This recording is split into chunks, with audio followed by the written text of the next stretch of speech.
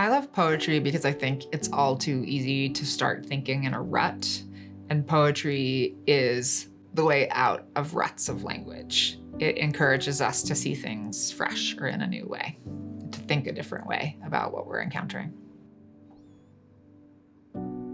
American Sonnet for My Past and Future Assassin by Terrance Hayes. Rilke ends his sonnet, Archaic Torso of Apollo, saying, "You must change your life." James Wright ends lying in a hammock at William Duffy's farm in Pine Island, Minnesota, saying, "I have wasted my life."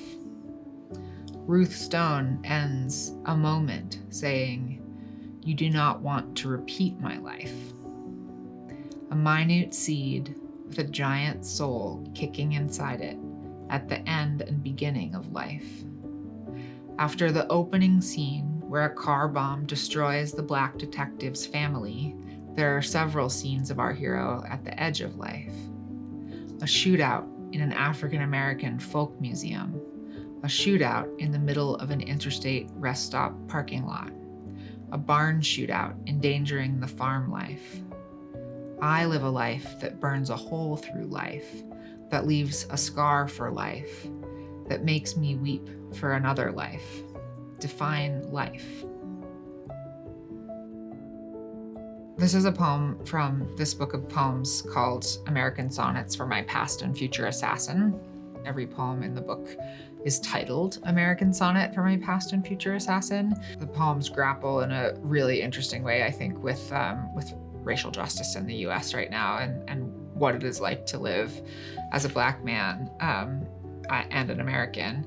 We read it for my reading group that I'm teaching, Thinking Like Yourself, in part because part of the aim of that group is to explore what it means to have a subjective identity and use these poems as a way to get inside other people's heads and other people's experiences. This poem starts much like a law review article with a set of relevant citations. And so I love the kind of overlap in form between this sonnet and then many of the things that students in the poetry and law reading group are working on in other contexts outside of that in law school. It's called Thinking Like Yourself, Poetry, Law, and Social Justice, because there's this sort of common saying that law school teaches you to think like a lawyer. And I wanted to dig into that concept and ask kind of, who is that like mysterious, faceless, paradigmatic lawyer, and what do they think like, and how can we use poetry as a tool both to better understand ourselves internally and to connect with one another, to form the kinds of empathy and community that we need to achieve social justice aims. Poetry is a space where creative thinking, boundary pushing, stepping outside the box to the extent that you no longer acknowledge the box even exists, is normalized. And it's something that unfortunately I think is underemphasized in a lot of legal education. So I'd love it if poetry was required reading for law students.